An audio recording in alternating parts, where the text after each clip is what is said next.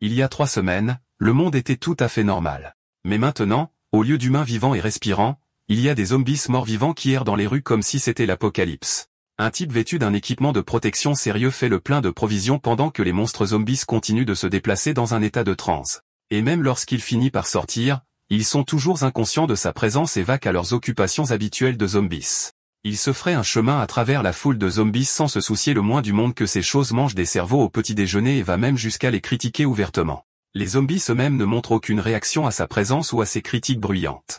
Et même lorsqu'il heurte l'un d'eux, il se contente de grogner et de continuer son chemin, sans savoir ce qui l'a frappé ni ce qui l'a frappé. Ses yeux et ses oreilles ont manifestement un défaut de fabrication, et notre type est sûr de profiter de ce petit facteur. Il révèle que les zombies ne réagissent qu'à l'odeur. Donc, tant qu'il couvre complètement son odeur, il devrait être en sécurité. Il est contrarié par le fait que personne n'ait compris cela à temps, ce qui a conduit à l'anéantissement prématuré de la race humaine, car tout le monde a abandonné sans même essayer de trouver une solution.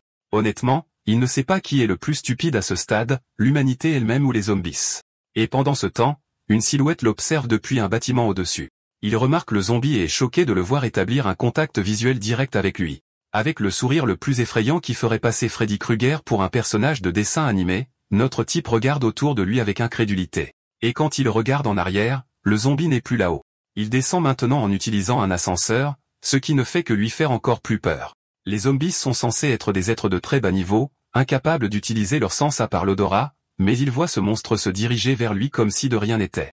Même avec son fusil pointé directement sur son visage et toujours avec ce sourire effrayant, notre type sait qu'il porte tout son équipement de sécurité et qu'il est impossible que son odeur s'échappe. Il est donc très confus, mais il laisse tomber et se prépare à tirer. Les autres zombies sont toujours aussi stupides qu'ils devraient l'être. Alors peut-être que celui-ci est juste l'exception. Il tire et le monstre esquive, ce qui choque notre type, mais il a une expérience militaire. Il effectue donc un rechargement manuel rapide et tire à nouveau, mettant son premier échec sur le compte de la chance. Cette fois, son attaque touche, mais juste un peu.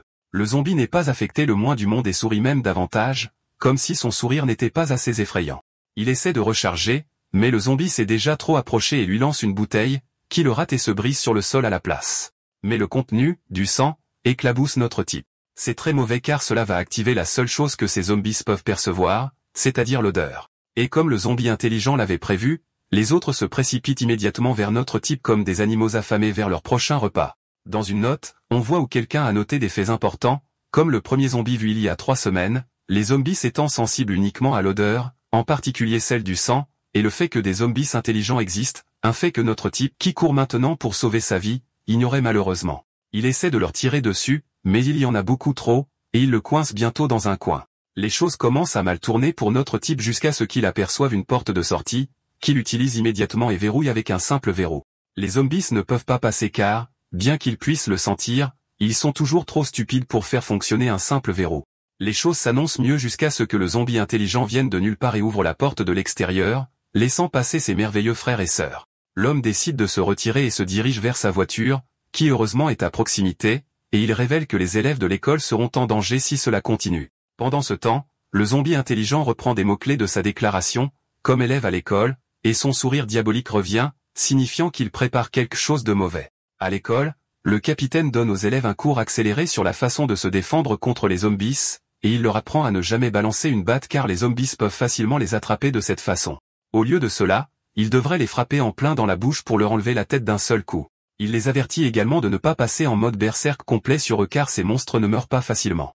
Et lorsqu'un élève lui demande s'il en a déjà combattu un, il admet qu'il ne l'a pas fait et leur conseille d'éviter toute confrontation à tout prix. Certains élèves pensent qu'il est ridicule que quelqu'un sans aucune expérience leur apprenne à se battre, et Sung-Chae on ne sait honnêtement pas combien de ces leçons inutiles il peut suivre, surtout qu'ils ne seront de toute façon pas près des zombies. Chongun, son copain, regrette également d'être venu à l'école et est consterné car l'école n'a pas pris la peine de leur envoyer un avis de fermeture alors même que le monde s'écroule littéralement, c'est pourquoi 50 des élèves se sont présentés à l'école au lieu de rester à la maison où c'est plus sûr. Soyons, qui en a marre d'être enfermé dans ce dépôt d'ordures, demande au capitaine combien de temps ils doivent encore manger des raisins secs, et il la prend pour quelqu'un qui s'inquiète de la quantité. Il lui assure donc qu'il y en a plus qu'assez pour des mois, ce qui ne fait qu'ajouter à son désespoir. Ce n'est pas seulement elle. Tous les élèves sont fatigués de leur situation, sans signal pour joindre leurs parents et calmer leur inquiétude. Les 2 garçons ne s'en inquiètent pas, car pour une raison quelconque, ils sont convaincus que les zombies ne peuvent pas entrer dans leur maison. Quoi qu'il en soit, les élèves se tournent vers le capitaine, et il leur assure que les secours sont en route, c'est pourquoi il est venu en premier lieu. Il leur dit même qu'une fois qu'ils seront sauvés et que l'école reprendra, ils continueront avec leurs examens de mi-session, ce qui est tout simplement faux. Ces paroles ne font pas grand-chose pour calmer les élèves, et Jae Seong-cha décide de faire une blague à son copain en faisant semblant de le mordre comme le font les zombies. Il a le visage le plus effrayant qui soit, et Seong-gan est en fait horrifié par cela.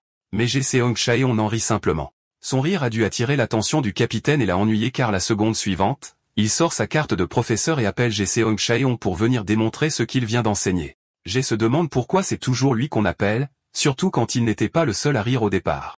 On lui remet la batte, et tout ce qu'il a à faire, c'est assassiner le mannequin comme l'a fait le capitaine plus tôt. Pendant ce temps, un élève informe Seong-gun que c'est son tour de surveiller sur le toit. Et, bien sûr, Jae rate totalement la démonstration, faisant la seule chose que le capitaine leur a dit de ne pas faire lorsqu'ils attaquent un zombie, c'est-à-dire balancer leur arme.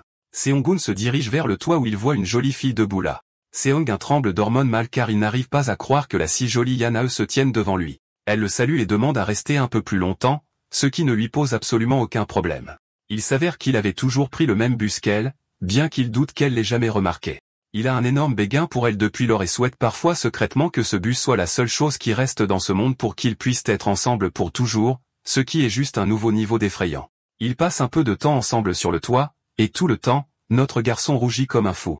Il se lit en regardant le magnifique coucher de soleil et les dégoûtants zombies errant dans les rues. Elle révèle ensuite sa théorie selon laquelle les zombies ne sont pas vraiment morts puisqu'ils bougent encore, et que le monde n'a pas vraiment changé puisque le soleil se couche comme il l'a toujours fait. Seong-han pense que tout cela est absolument absurde, surtout lorsqu'elle qualifie les zombies de personnes réelles.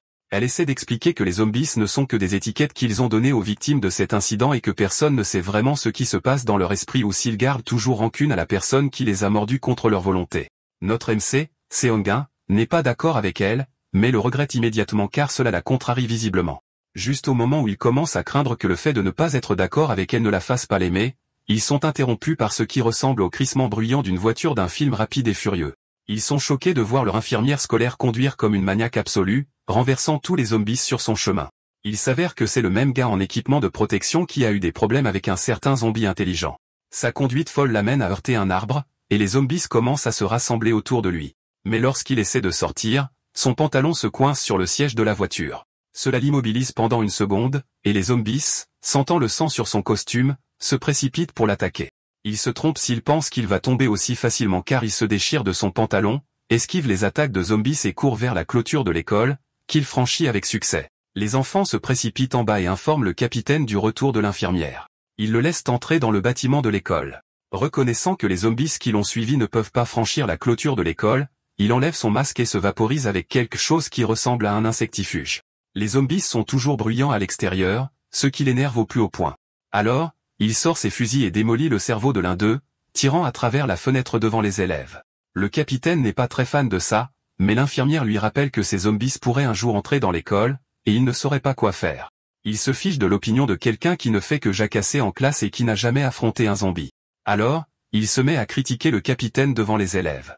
La toux de Seong-han l'interrompt, puis il passe en mode infirmière, se souvenant qu'il est asthmatique et lui donnant des pilules pour ça.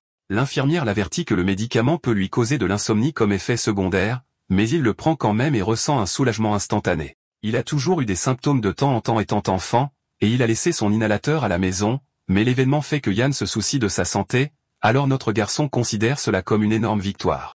Juste à ce moment-là, le bruit d'une voiture se dirigeant vers l'école attire l'attention de tous. Au début, il pense que c'est un survivant, mais l'infirmière sait que ce n'est certainement pas le cas.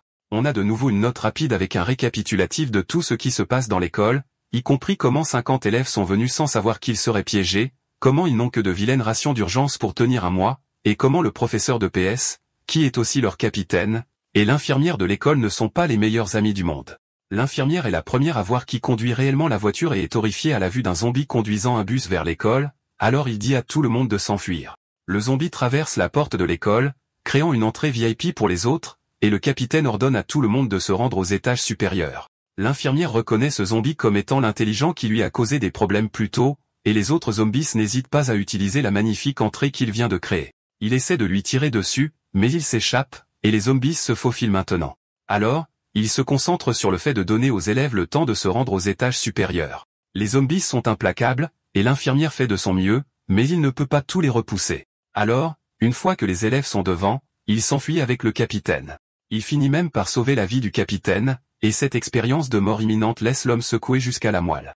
Malheureusement, les zombies attrapent des élèves et commencent à les dévorer comme si c'était un buffet humain à volonté. C'est la folie et le chaos alors que de plus en plus d'élèves sont victimes et deviennent le dîner des zombies. Et finalement, ils atteignent notre garçon, Jae-seong Chaon, qui a ironiquement la même batte que le capitaine voulait qu'il utilise pour démontrer ce qu'il leur a enseigné. Pour des raisons très évidentes, il n'a plus l'air aussi arrogant, comme le morveux stupide qu'il est. Il ignore totalement les instructions de son professeur et balance la batte comme un maniaque, ce qui fait que les zombies lui mangent les doigts. C'est la fin pour lui et de nombreux autres élèves qui étaient encore dans la classe.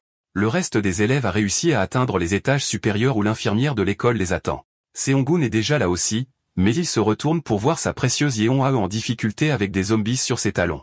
Un zombie saute et lui griffe la jambe, la laissant saigner et complètement immobilisée. L'infirmière sent ce que Seong-gun envisage et l'avertit de la laisser partir car il est déjà trop tard pour la sauver. Notre MC est coincé entre deux choix très difficiles. Il peut soit se sauver lui-même, soit tout risquer pour retourner la sauver. Il prend ce qui est probablement la décision la plus stupide de toute cette histoire et part à la poursuite de la fille malgré les avertissements de l'infirmière. Il le supplie de lui accorder seulement 3 secondes, mais l'infirmière refuse et menace de fermer la porte car il ne peut pas risquer la vie de tout le monde juste pour une seule personne. Après quelques secondes de réflexion, Sang-gun part la sauver quand même, et l'infirmière ferme la porte comme il avait dit qu'il le ferait. Notre héros stupide se précipite et donne un coup de pied volant au visage du zombie qui attaque sa fille, leur faisant gagner du temps. Elle explique qu'elle est blessée, mais il n'y a pas de temps pour s'en occuper. Alors, il la traîne à travers le couloir jusqu'à la salle de classe vide la plus proche et ferme la porte, mais pas avant de jeter un coup d'œil à son cher vieil ami, Jae-seong Chaon, qui a maintenant l'air affreusement vert, zombifié et impatient de les attaquer. Cela le laisse extrêmement angoissé, et la panique déclenche à nouveau son asthme. Mais heureusement, il lui reste encore une pilule contre l'asthme, qui apporte un soulagement instantané comme avant. C'est alors qu'il réalise à quel point ils sont en difficulté car les zombies sont encerclés toute la classe et sont presque en train de briser la vitre. Il est soulagé qu'ils aient au moins quelques minutes pour reprendre leur souffle, mais ce soulagement est de courte durée lorsqu'un zombie apparaît par derrière et le mord. Il est plus que mortifié de voir sa chère Yana, maintenant un zombie, arracher et mâcher sa peau comme si c'était des filets de poulet et est confus quant au moment exact où elle s'est fait mordre. Cela n'a plus d'importance maintenant car il fait maintenant partie des mordus et perd connaissance presque immédiatement. Lorsque les autres zombies cessent de sentir la vie, ils cessent d'encercler la salle de classe et commencent à se promener comme des PNJ dans un terrible jeu vidéo, comme ils le font normalement. Pendant ce temps, les élèves qui ont été mordus auparavant commencent à ressusciter d'entre les morts et à créer de nouveaux zombies.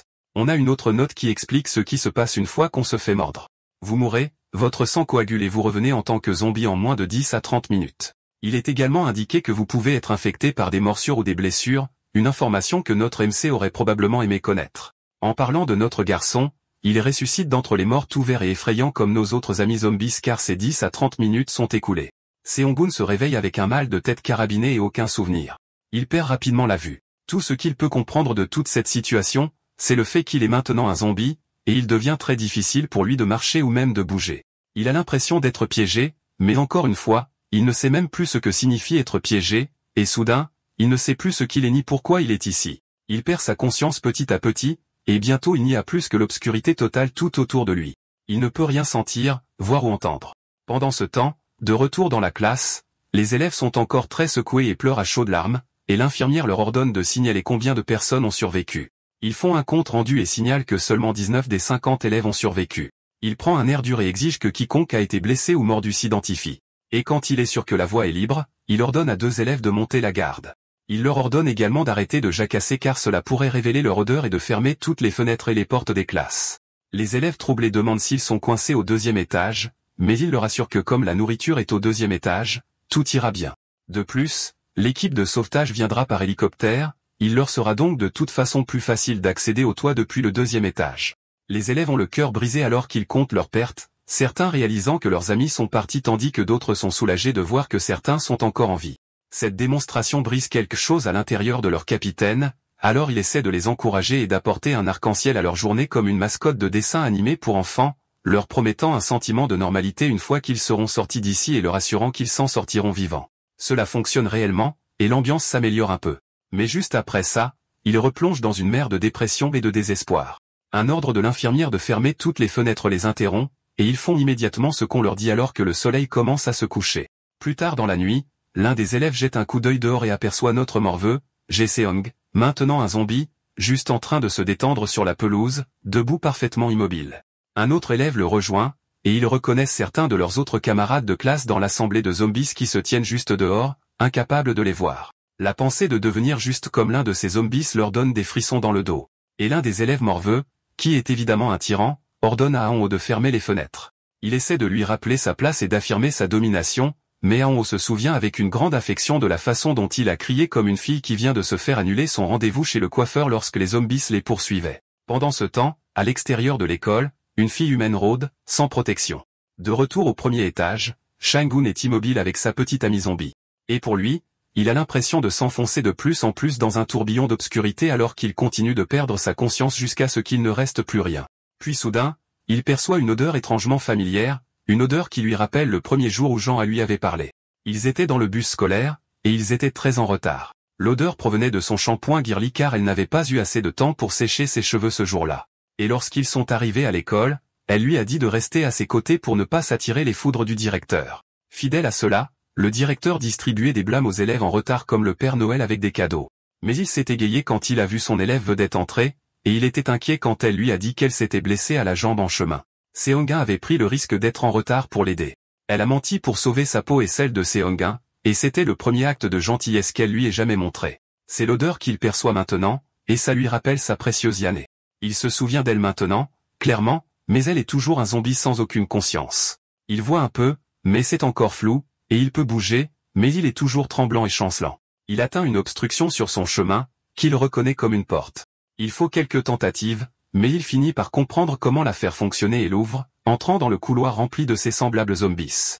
Nous voyons une autre petite note amusante, cette fois expliquant ce qui se passe après la zombification. Déclin rapide de l'intelligence et des capacités physiques. Pas de parole, pas de conscience, pas de souvenir, juste un sens de l'odorat accru. Tout est fondamentalement réinitialisé. Juste à ce moment-là, les zombies commencent à sentir une odeur en même temps, ils deviennent fous et se précipitent vers elle. Pendant ce temps, Seong-gun est confus quant à ce qui ne va pas chez eux jusqu'à ce qu'ils perçoivent également l'odeur. Puis il craque complètement et passe en mode zombie total. Seong-gun ressent une montée d'énergie alors que ses neurones commencent à s'activer.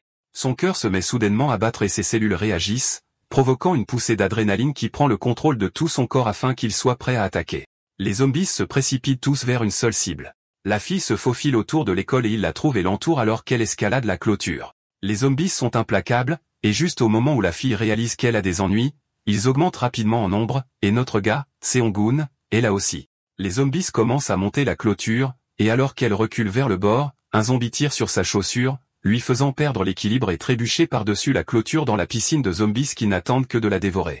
Heureusement, elle se rattrape juste avant de toucher le sol et parvient à échapper à une zombification instantanée. Nous voyons une petite veine verte derrière son oreille alors qu'elle utilise l'un des visages de zombies comme tremplin pour se relever sur la clôture. Xiang-gun saute par-dessus la horde pour tenter de l'attaquer, mais un coup de pied chaud au visage de sa part le renvoie d'où il venait.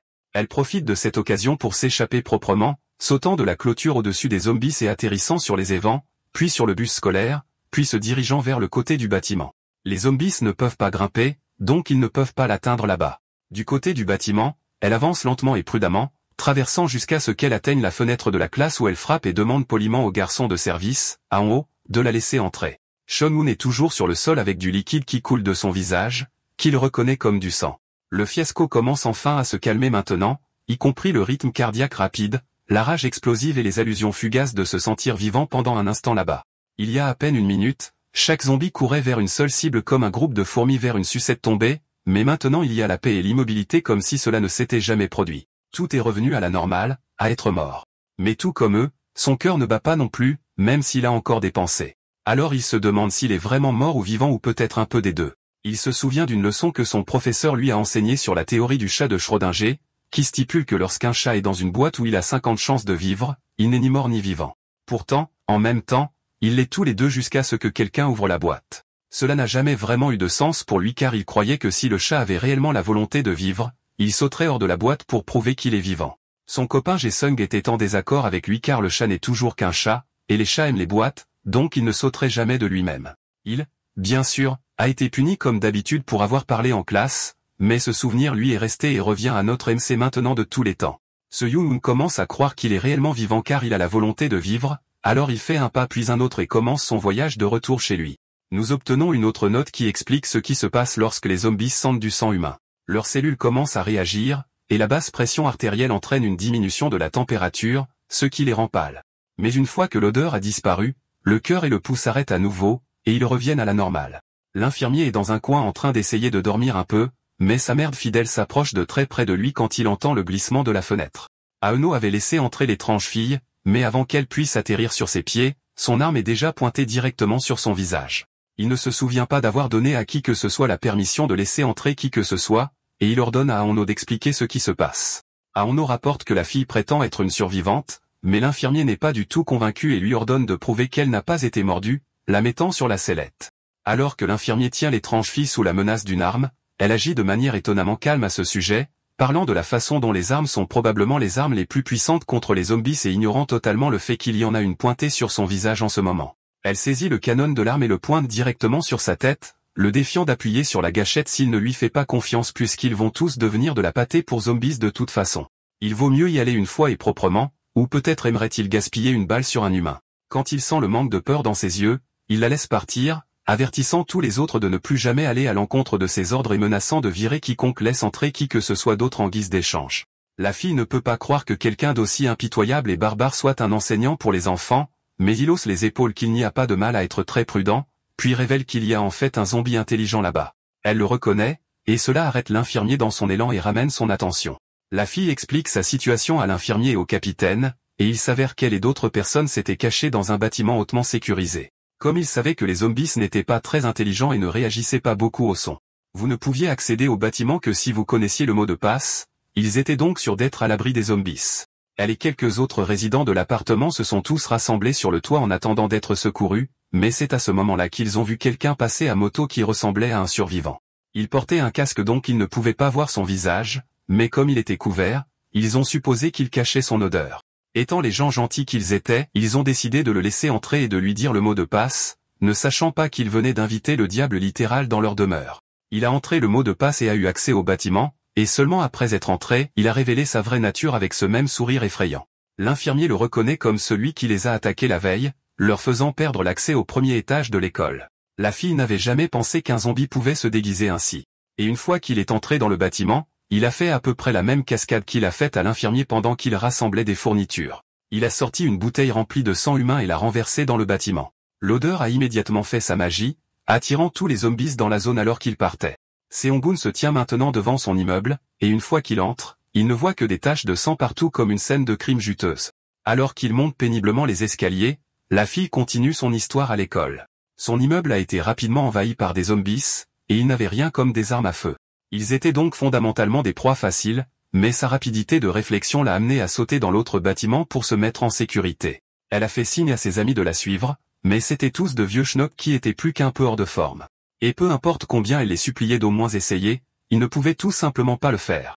Bientôt, les zombies ont atteint le toit où ils étaient, et bien qu'ils aient essayé autant qu'ils le pouvaient de se défendre comme on pourrait s'y attendre, il n'y a que tellement qu'un groupe de vieillards peut faire face à un essaim de zombies actifs et enragés. Ils lui ont dit de continuer sans eux, et elle n'a pas eu d'autre choix que de regarder avec horreur ses chers amis âgés se faire déchiqueter par des zombies impitoyables avant de prendre ses jambes à son cou, courant aveuglément à la recherche d'un bâtiment avec des survivants. La nuit dernière, elle a vu une lumière venant de la fenêtre de l'école, et c'est ainsi qu'elle est arrivée ici. Toute cette histoire ne fait que renforcer l'état d'esprit dur et la volonté de l'infirmier de ne pas sacrifier la vie de tout le monde juste pour sauver une personne.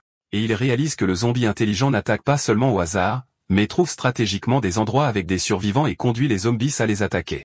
La fille ne sait pas grand-chose de ce monstre rusé à part cela, mais elle a quelques informations sur l'équipe de sauvetage dont ils dépendent tous pour les sauver. Pendant ce temps, Seong-gun monte enfin dans le bâtiment et dans son appartement, et il est choqué de voir que la porte est grande ouverte sans une seule âme en vue, et l'appartement semble avoir déjà été attaqué. Il avait pensé que les immeubles de grande hauteur comme ceux-ci seraient les plus sûrs, mais en sentant un autre zombie à proximité, il réalise qu'il pourrait avoir gravement sous-estimé l'intelligence de ces monstres. Il suppose que s'il a conservé son intelligence, il doit y en avoir d'autres comme lui. Ensuite, il y a ses parents. Même s'ils ont probablement rejoint la fête zombie maintenant, ils devraient être quelque part là-bas. Ensuite, nous voyons une autre note, parlant cette fois de l'infirmière scolaire et des zombies intelligents.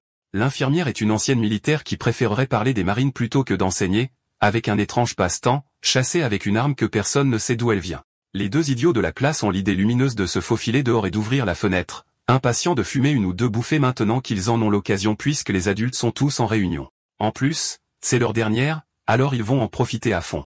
Ils détruisent leurs organes avec de la fumée tout en discutant nonchalamment de la façon dont la nouvelle bombe a rabroué l'intimidante infirmière plus tôt.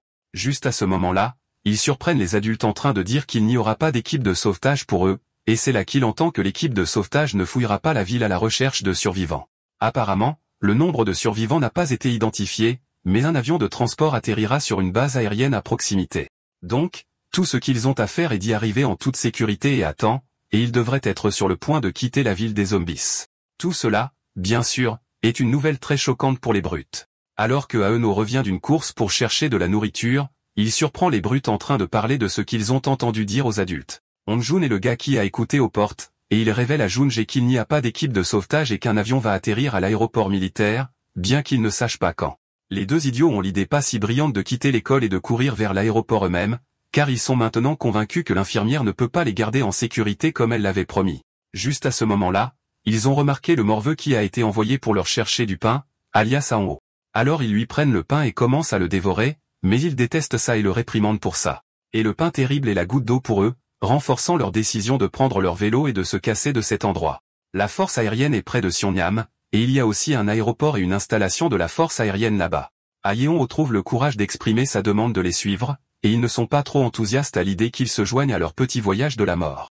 Il essaie d'utiliser le fait qu'il connaît le chemin de la gare par cœur et ajoute même qu'il est le 5e plus intelligent de toute l'école. Il promet de les aider à échapper aux zombies avec son cerveau, mais ils prennent ses paroles comme une insulte plutôt que comme une demande. Onjun trouve en fait une raison de le laisser les accompagner, mais ce n'est pas la raison pour laquelle Ao l'espérait. La brute pense qu'il serait parfait comme sacrifice aux zombies s'ils se font prendre, et tout cela ne crie pas au feu rouge à Yeon pour une raison quelconque, car il y va quand même. Pendant ce temps, les adultes sont toujours en train de discuter, et la nouvelle fille révèle que l'avion arrivera demain avant le coucher du soleil. Elle demande à rester à l'école jusque-là, et le capitaine accepte. Elle a besoin d'un endroit pour dormir car elle a appris à ses dépens que voyager le jour est bien plus sûr que la nuit, mais l'infirmière n'est pas ravie qu'elle reste sans leur donner beaucoup d'informations utiles. La fille n'arrive vraiment pas à croire qu'un gars puisse être aussi con tout le temps. Le capitaine lui demande si elle prévoit d'y aller seule, et elle révèle qu'elle n'a pas l'intention d'empêcher quiconque de la suivre, même si ce serait un fardeau. L'infirmière demande si elle prévoit d'emmener tous les élèves avec elle. Elle lui rappelle qu'elle ne force personne à la suivre, mais l'informe que l'avion serait assez grand pour les transporter tous, le seul problème étant de savoir comment transporter tous les élèves là-bas en toute sécurité.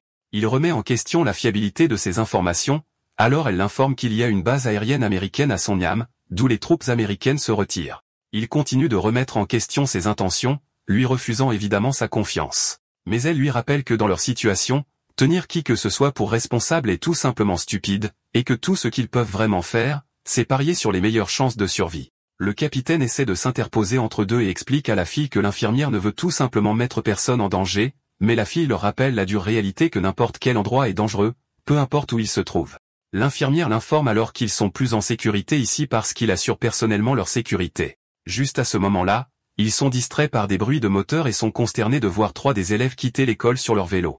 L'infirmière en conclut qu'ils ont dû les entendre parler et décide de les utiliser comme cobayes de laboratoire pour vérifier s'il est réellement sûr de sortir ou s'il reviendrait en rampant.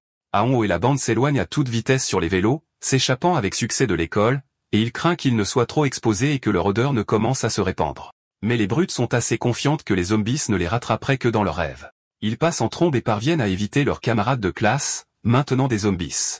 Et Onjun ne semble pas comprendre pourquoi les adultes et les autres avaient si peur de ces créatures inutiles. Junji passe le meilleur moment de sa vie sans son casque, avec son visage dans l'air comme un chien qui sort la tête de la voiture lors d'un voyage en voiture. Il est tellement distrait qu'il ne remarque pas un zombie à temps, et il ne le manque que de peu. Après cela, Onjun freine lorsqu'il voit un meilleur véhicule avec les clés encore dessus, et le propriétaire est parti depuis longtemps. Il ne peut donc pas laisser passer l'occasion de prendre cette belle moto. Pendant ce temps, Junji remarque quelque chose d'encore mieux, un magasin de vêtements abandonné. Alors que les zombies errent dans les rues, ils font une courte pause et visitent le magasin. Aeno n'est pas sûr de perdre du temps comme ça, mais les brutes sont occupées à faire du shopping et à essayer différentes tenues qu'elles ne pourraient pas se permettre même dans leur prochaine vie. Pendant ce temps, les zombies commencent à sentir leur odeur et se rassemblent autour du magasin, et Aon commence maintenant à paniquer, mais les brutes l'ignorent comme s'il était en sourdine ou quelque chose du genre. Les zombies font irruption dans son horreur, mais les brutes le tirent de là et affrontent les zombies eux-mêmes, portant maintenant un équipement de hockey de protection. Ils tabassent les zombies et sont vraiment choqués de voir à quel point il est facile de les éliminer. Cela leur donne du courage, alors ils sautent sur leur vélo, mettent de la musique forte et partent dans une frénésie de tuerie de zombies, fracassant tous les zombies qu'ils rencontrent avec leur bâton de hockey. C'est presque comme un jeu vidéo pour eux, et c'est assez excitant pour Ginger jusqu'à ce qu'ils rencontrent un zombie familier. Nous recevons une autre note, cette fois-ci nous expliquant comment il y a beaucoup de voitures abandonnées dans la rue à cause de la propagation rapide du virus et comment les motos ou les petites voitures sont les meilleurs choix pour se déplacer. Aono reconnaît le zombie comme étant notre sanguin, mais Junji s'en fiche et se met à l'attaquer comme il le ferait avec n'importe quel autre zombie. Junji se met à attaquer, mais Aono utilise toute sa force pour plier le vélo, et il perd presque l'équilibre. Il manque donc d'écraser le visage de Son un de peu et perd son bâton de hockey dans le processus, mais parvient à retrouver l'équilibre et à continuer à avancer. Il crie sur Aono pour avoir failli les tuer, mais Aono avoue qu'il reconnaît ce zombie particulier de sa classe. Et la seule chose qui empêche la brute de le tabasser est le fait que c'est lui qui conduit le vélo. Hongjun lui rappelle qu'ils ont besoin de lui pour montrer le chemin, et il donne des indications précises aux grandes dames de Junji, il doit donc laisser passer. Seongun, d'un autre côté, craque et se met à pleurer à chaudes larmes, attristé par son impuissance et son incapacité à faire quoi que ce soit. Il ne peut ni bouger, ni ressentir de douleur, ni même crier, même s'il en a vraiment envie. Il a beau pleurer, les sentiments de tristesse n'existent pas car il ne ressent absolument rien. Et il réalise qu'il n'est ni mort ni vivant. Alors qu'il erre sans but dans les rues, il se dit qu'il ne se sent pas vivant. Puis il souhaite que ce type ait juste fini le travail alors qu'il regarde des zombies morts parce qu'au moins, il aurait eu une fin paisible. Il n'y a rien qu'il puisse faire dans cet état, à part faire des bruits bizarres et réagir à l'odeur du sang. De retour à l'école, les élèves font la queue pour récupérer des rations d'urgence, et ils ne sont pas très enthousiastes à l'idée de manger. Mais ils n'ont vraiment pas le choix en la matière.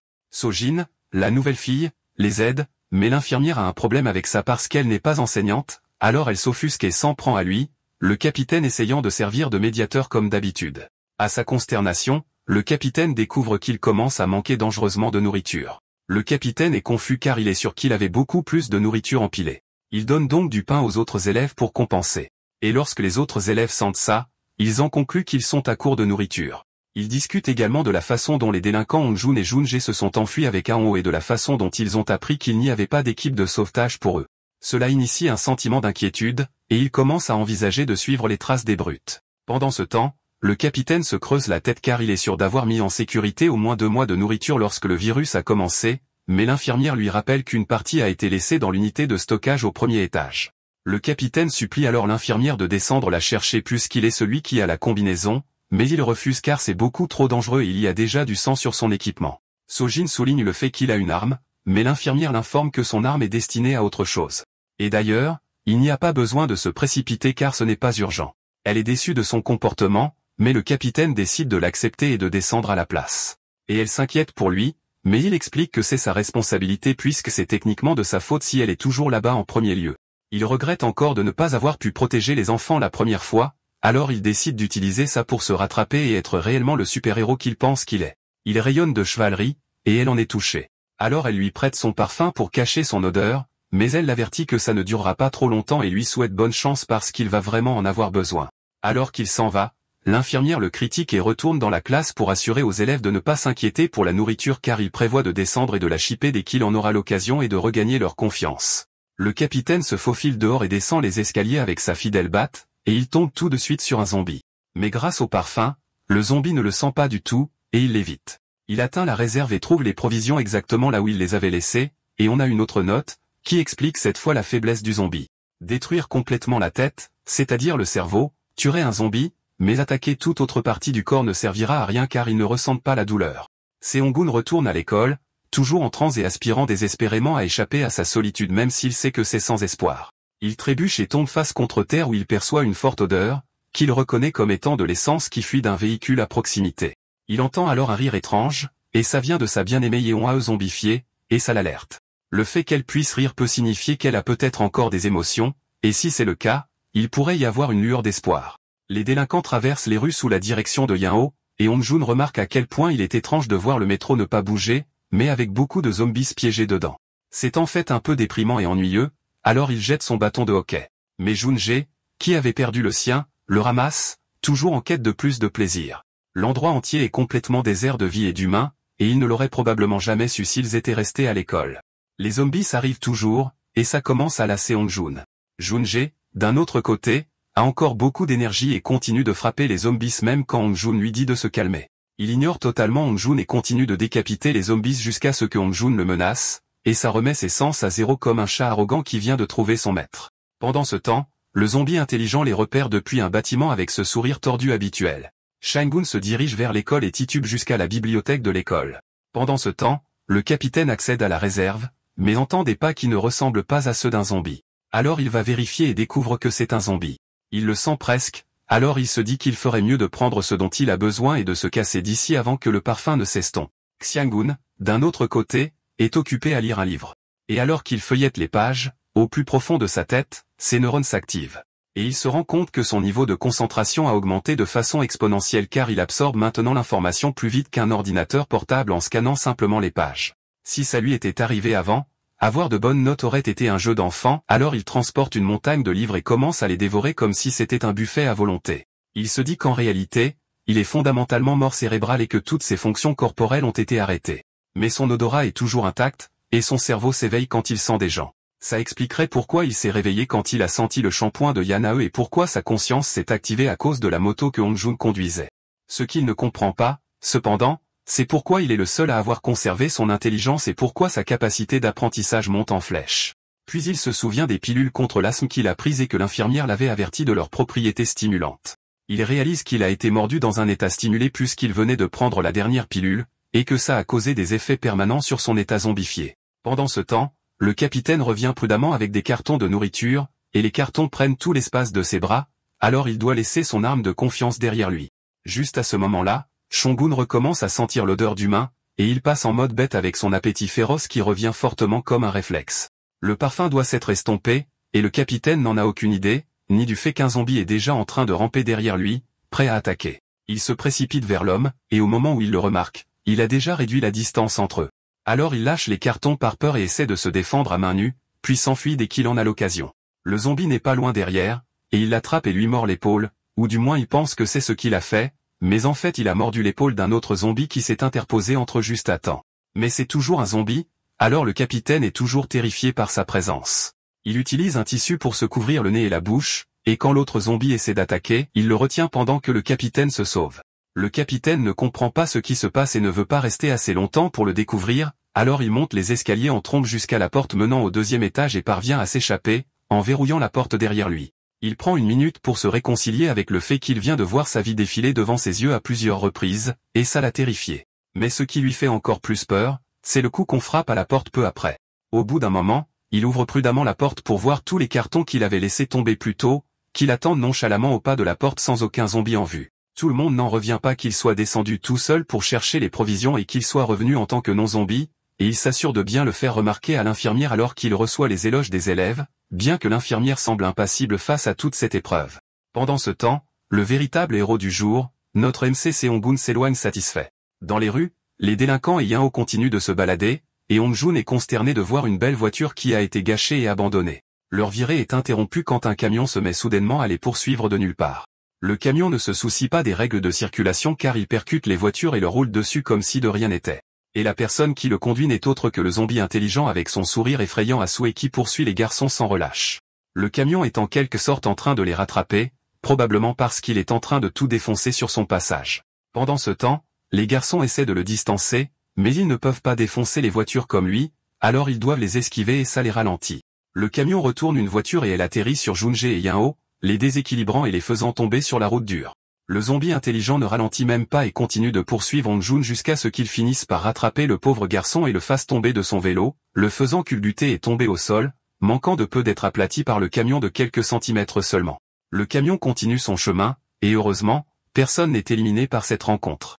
Mais tous sont grièvement blessés, et Hong-Jun veut savoir quel est l'abruti qui vient de leur rouler dessus, mais il est consterné de voir le camion s'arrêter net, le haillon s'ouvrir lentement, et une horde de zombies se diriger vers eux.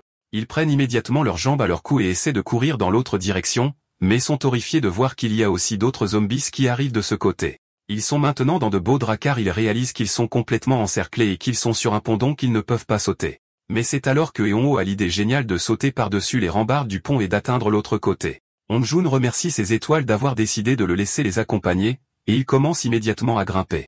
Mais Hong-Jun prend son temps, et Junji, qui est entre lui et les zombies, n'est vraiment pas un grand fan de ça. Alors il crie à Hong-Jun de se dépêcher car les zombies se rapprochent dangereusement maintenant. Hong-jun se fiche de ce qui se passe derrière lui jusqu'à ce qu'il glisse accidentellement et finisse par s'accrocher à la rambarde avec un seul bras avec une horde de zombies très affamés qui l'attendent en bas. Il ordonne à Junjae de l'aider à remonter, mais il hésite et se contente de le regarder se débattre, alors il lui crie de l'aider. Mais alors Junjae lui rappelle qu'il n'est pas en position de donner des ordres aux gens en ce moment, et ils se disputent comme des chiffonniers avant que Hong-jun ne réalise vraiment sa situation.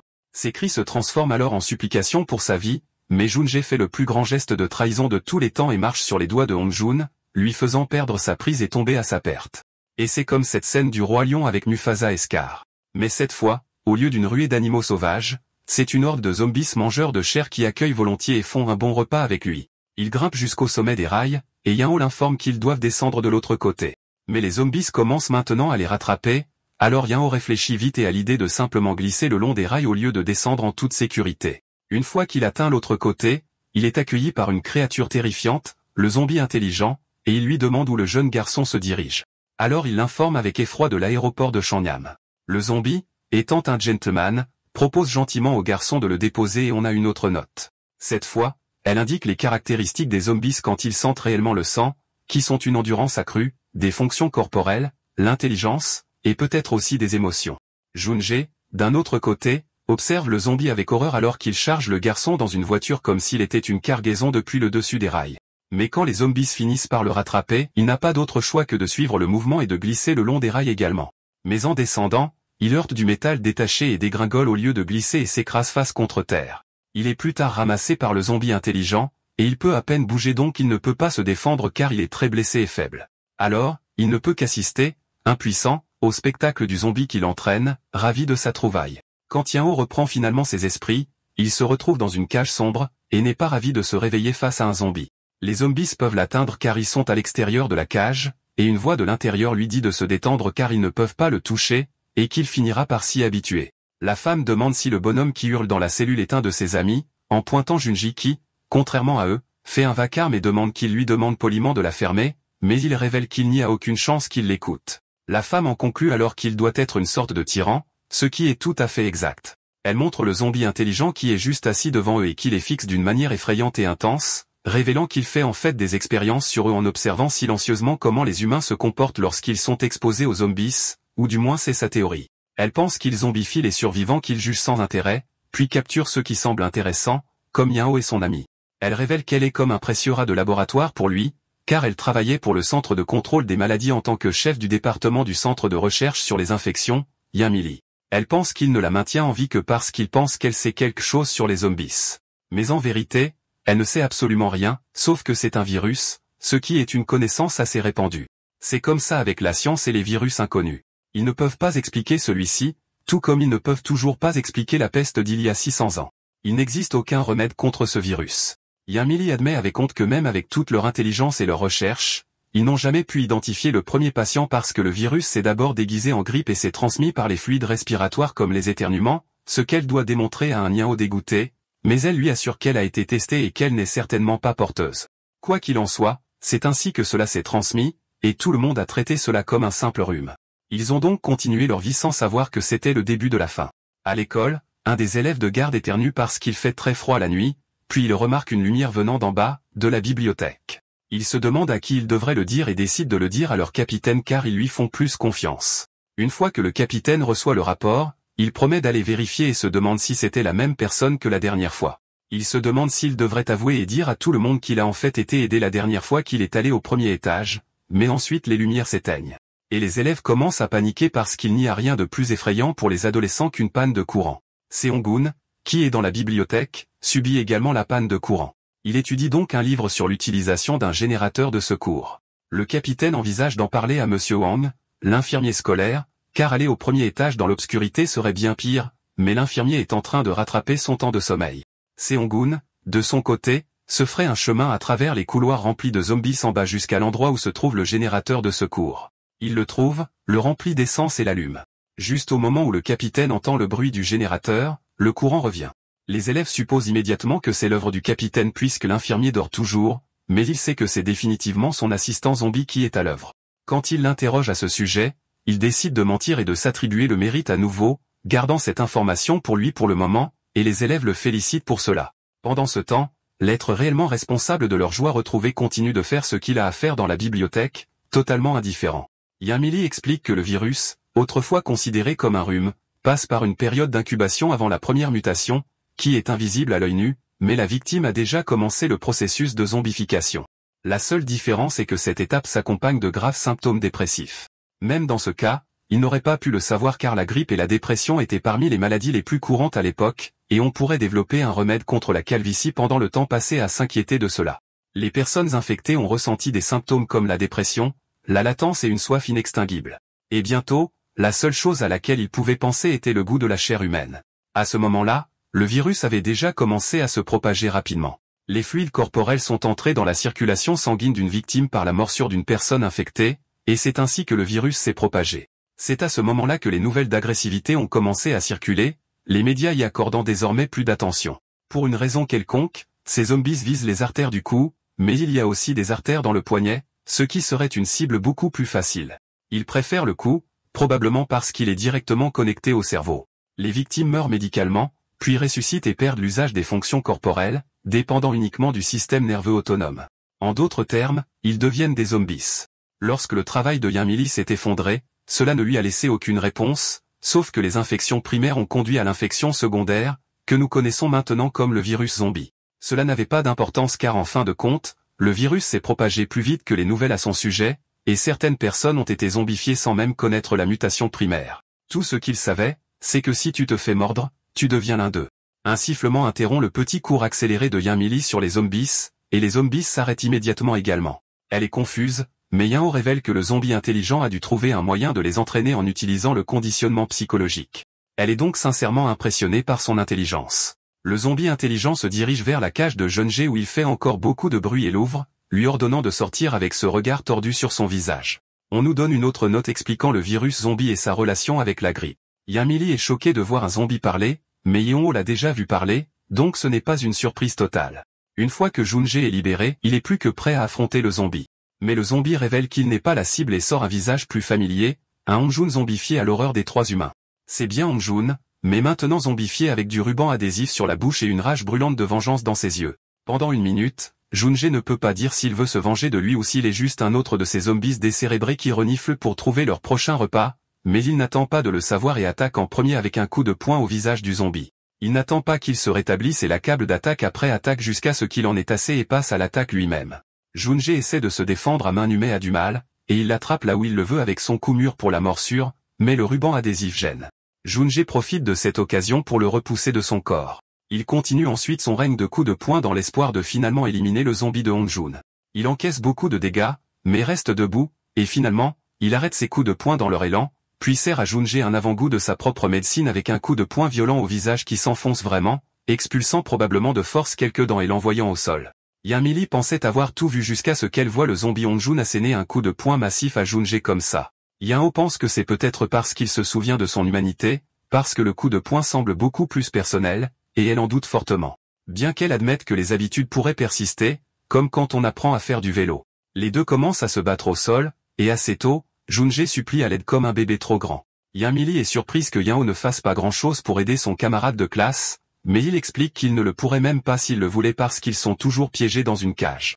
Et d'ailleurs, il n'en a vraiment pas envie vu la façon dont il a été traité par ces connards, et qui pourrait lui en vouloir. Junji réussit à repousser le zombie et essaie de s'éloigner en rampant, mais il lui attrape la jambe et la casse comme une brindille. Cela le met dans une douleur folle, alors il supplie maintenant sérieusement pour sa vie. Yamili pense que la montée d'adrénaline a probablement alimenté ce coup de poing car il est presque impossible d'échapper à un zombie une fois qu'il vous a attrapé. Juste à ce moment-là, le son du zombie qui arrache le ruban adhésif de sa bouche terrifie le duo en cage, et ils sont forcés de regarder le pauvre tyran se faire mordre par son ex-BFF. Yao remarque que le zombie intelligent semble extrêmement satisfait du spectacle et commence à se demander s'il comprend vraiment la relation entre un tyran et une victime car il éteint les lumières, comme s'il essayait de signifier que le rideau est tombé sur le spectacle. À l'école, Seongun griffonne des faits sur les zombies et leur réaction au sang. Et quand il décide qu'il a besoin d'un échantillon, il se dirige vers un réfrigérateur où il trouve des poches de sang de différents types. Même avec le nez et la bouche scellés, il peut encore sentir l'intense envie de sang dans son corps. Pendant ce temps, des élèves se rassemblent autour de Sujin pendant qu'elle fait ses bagages en prévision de son départ à la première heure du matin.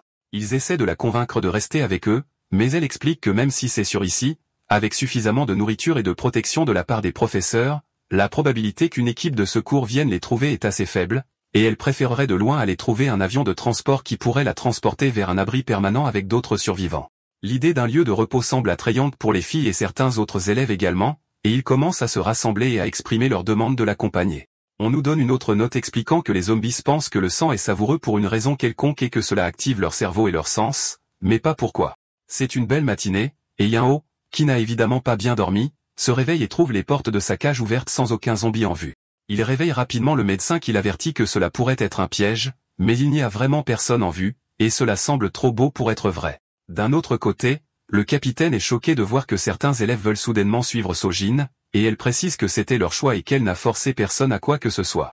L'infirmière reste froide comme d'habitude face à toute la situation et leur accorde la permission, mais il les avertit que quiconque quitte l'école et sa protection ne pourra jamais revenir.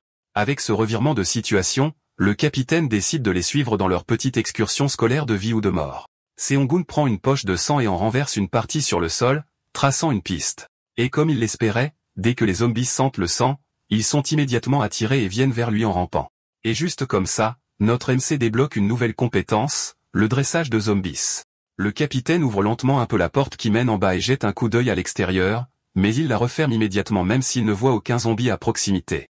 Il avait fait le fanfaron et le courageux devant les enfants et s'était attribué le mérite de choses qu'il n'avait pas réellement faites, mais il est maintenant temps pour lui de le prouver réellement. Il recule d'un pas et fait un appel nominal dans une tentative désespérée de gagner du temps, et il en compte 10 sur le point de quitter le bâtiment, y compris Sojin. Il lui demande un plan, et elle admet qu'elle ne s'attendait pas à ce que tant de gens se joignent à elle, alors elle a apporté quelques modifications à son plan initial. Comme ils sont 10, elle estime qu'ils auraient besoin d'un van, alors elle se porte volontaire pour en trouver un.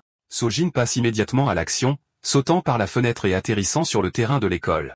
La première chose que Sojin remarque est qu'il n'y a pas de zombies autour, ce qui est bien, mais certainement étrange. Tous les zombies sont rassemblés autour de Seong-gun et de ses échantillons de sang, mais il commence à se désintéresser et à s'affaiblir à nouveau. Il essaie d'ouvrir un autre paquet, mais ses muscles ne font pas ce qu'il leur dit car il a encore du mal à les contrôler. Alors il déchire accidentellement la poche de sang et il y en a sur ses vêtements. Notre vieil ami zombie, Jae-seong, se précipite pour goûter, mais Seong-gun évite intelligemment sa morsure. Et il n'est pas le seul à avoir cette idée, car d'autres zombies veulent aussi mordre. Et l'un d'eux l'attrape, mais elle ne peut pas mordre à travers car Seong-gun avait intelligemment enveloppé ses membres avec beaucoup de rubans adhésifs. Cela ne fait peut-être pas de mal de se faire mordre en tant que zombie, mais cela ne signifie pas que les membres arrachés repousseront, et on n'est jamais trop prudent pendant une apocalypse zombie. Même sa précieuse zombie Yeon-ae se présente et le mord. Comme si le mordre une fois ne lui suffisait pas. Seong-gun remarque que même après la deuxième poche de sang, les zombies perdent encore de l'énergie après un court moment, et il se demande si c'est parce que le sang est froid. Mais il a encore du mal à se contenir, alors il se demande s'il devrait aussi goûter. Il retire son masque en ruban adhésif, et le doux arôme du sang l'envahit. Et soudain, même son propre bras taché de sang lui semble très appétissant. Mais il sait qu'il doit se contrôler, alors il prend juste une léchée de sang, et ça le rend complètement fou. Il ressent une envie de lécher tout le sol, mais il parvient à contrôler ses envies même si ça le tue à l'intérieur. C'est savoureux, mais pas comme de la nourriture. Plutôt comme étancher une soif qui est là depuis bien trop longtemps. Sans zombies autour, Sojin n'a aucun mal à vérifier les camionnettes jusqu'à ce qu'elle en trouve une qui soit ouverte et de la bonne taille pour accueillir tout le monde. Elle la conduit jusqu'à l'école et klaxonne pour que tout le monde sorte car il n'y a pas de zombies dans les environs pour le moment. Le capitaine propose d'y aller en premier, ce qui n'est pas très courageux de sa part. Et quand il confirme qu'il n'y a effectivement plus de zombies, il fait signe au reste des élèves de le rejoindre. Les élèves ont une peur bleue, mais ils font aussi confiance à leur professeur. Alors ils emboîtent le pas, et bientôt ils arrivent à la camionnette et commencent à monter à bord. Une élève craint que les zombies ne sortent de nulle part et n'attaquent, et elle vient probablement de porter la poisse. Parce qu'à ce moment-là, les zombies avec Seong-gun sentent leur odeur humaine et se précipitent vers eux. Cela déconcerte Seong-gun, qui pensait que le sang les aurait retenus plus longtemps. Alors il en déduit que l'étanchement de la soif pour eux ne devait être que temporaire. Mais il a oublié de recouvrir son nez et sa bouche de ruban adhésif, alors l'odeur l'atteint aussi, et il passe en mode zombie complet. Nous recevons une autre note, expliquant cette fois que les zombies ont des réactions plus faibles et plus courtes au sang-froid. Mais plus le sang est chaud, mieux c'est, et ils ne mangent pas mais mordent. Et une fois qu'ils le font, leurs envies sont soulagées. Les élèves sont encore en train de monter dans la camionnette quand eux et leur capitaine remarquent l'énorme horde de zombies qui se dirigent maintenant vers eux. Ils poussent le dernier élève restant à travers le coffre de la camionnette et crient à Sojin de les sortir de là, mais le moteur de la camionnette fait la chose la plus décevante et s'arrête. Les zombies envahissent le véhicule de tous les côtés et Sojin essaie à plusieurs reprises de redémarrer le moteur, mais il ne veut pas bouger. Seong-gun arrive sur les lieux et attaque la fenêtre du conducteur où se trouve Sojin, et le reste de la bande essaie autant que possible d'empêcher les zombies d'entrer. La camionnette ne démarre toujours pas, et de plus en plus de zombies commencent à envahir la camionnette, menaçant de la faire basculer et mettant tous les élèves dans une terreur absolue. Mais alors Sojin regarde de très près le visage de Seong-gun et voit une pointe d'émotion, comme un malaise ou une faible expression faciale. Juste à ce moment-là, le moteur démarre, et ils s'éloignent de là aussi vite qu'ils le peuvent, jetant tous les zombies qui les avaient entourés. Mais à son horreur, Sojin aperçoit quelque chose qui les poursuit dans le rétroviseur de la voiture, et ce n'est nul autre que notre zombie principal, Chong-gun. Chong-gun les poursuit comme un total maniaque, et il veut vraiment s'arrêter, mais son corps ne l'écoute pas. Il fait un énorme saut et vise la camionnette en mouvement, et il semble qu'il ne va pas y arriver. Alors il s'accroche à la jambe de Ji-wan, l'élève qui était entré dans le coffre de la voiture, et le sort de la camionnette. Les autres ne peuvent rien faire d'autre que regarder avec horreur alors qu'il s'éloigne et laisse leur ami et camarade de classe derrière avec un zombie, et il regarde avec une terreur absolue alors qu'ils partent sans lui. Chong-gun est prêt à festoyer, mais il utilise toute la force qu'il peut rassembler pour essayer de se contrôler. Il essaie vraiment fort, hésitant suffisamment pour que Ji-wan s'échappe, mais Ji-wan est frappé de peur et ne peut pas bouger. Quand Chong-gun jette un coup d'œil à son cou toujours appétissant, il ne peut plus se retenir et cède à ses envies, le mordant profondément contre son gré. Alors que la camionnette s'éloigne, tout le monde reste assis en silence alors qu'ils pleurent la perte de leur ami. Ensuite, Sojin dit au capitaine de fermer la porte du coffre, ce qui est probablement ce qu'ils auraient dû faire immédiatement après être montés dans la camionnette, et il obéit. Seong-gun regarde avec dégoût le monstre qu'il vient de créer, et l'infirmière et les élèves restants dans l'école observent tout depuis une fenêtre. Cela ne fait que renforcer la décision de l'infirmière de rester à l'école où c'est sûr. Parce que même s'il peut sembler qu'il y ait de l'espoir et des informations à l'extérieur, cela ne vaut pas le risque d'être exposé à des dangers. Il croit qu'il a une arme puissante et la volonté de protéger tout le monde dans le bâtiment, mais il précise que cette motivation ne s'étend pas à quiconque part. Et les élèves promettent de ne jamais quitter l'école et sa protection. Ils ont bien trop peur de le faire maintenant de toute façon. Seong-gun est en colère contre lui-même alors qu'il voit le zombie qu'il a créé se lever et commencer à faire des choses normales de zombie. Il implore le pardon de Ji-wan en larmes et reste juste là à le regarder avec regret. Pendant ce temps, la camionnette s'arrête car il y a beaucoup trop de voitures sur la route, un résultat que Sujin n'avait pas prévu. Un élève suggère qu'ils prennent la piste cyclable le long de la rivière Han car cette route est normalement dégagée de véhicules, et cela semble être une bonne idée sauf que la rivière elle-même est un gros problème. Alors Sojin pense qu'il vaut mieux qu'ils essaient de trouver un chemin entre les voitures garées. Pendant que tout cela se passe, Yao et Yamil s'échappent des cages et se dirigent maintenant vers l'aéroport. Yamil y reconnaît son intelligence pour avoir choisi le chemin du train comme l'option routière la plus sûre, mais il n'y est autre chose qu'un loser à l'école qui s'est toujours fait harceler. Elle le reconnaît comme un étudiant de type études et l'encourage à continuer sur son chemin de la connaissance afin qu'un jour il surpasse ses harceleurs tout comme elle l'a fait. Il est choqué qu'elle ait également été harcelée à l'école, et elle n'apprécie pas d'être appelée une dame. Elle préfère professeur puisqu'elle a techniquement son diplôme. Elle l'informe que la seule façon de réussir est d'étudier dur car c'est ainsi qu'elle est arrivée là où elle est. Il souligne que cela n'a pas beaucoup de sens dans un monde plein de zombies, mais elle lui assure que si des gens comme elle existent encore, une solution sera trouvée et le monde ira mieux. Après tout, l'humanité a survécu à une peste qui a emporté plus d'un tiers de la population il y a 600 ans, elle n'a donc aucun doute qu'ils peuvent également surmonter cela. À ce moment précis, il remarque une paire d'yeux qui l'épie depuis l'une des fenêtres du train. Et en regardant de plus près, il est choqué de découvrir qu'il ne s'agit pas seulement d'un survivant, mais aussi d'un enfant. Il informe Yoon-mi à propos de l'enfant, mais est consterné de constater qu'elle s'en fiche, car elle ne pense pas qu'ils aient le luxe de ramasser au hasard tous les survivants qu'ils rencontrent.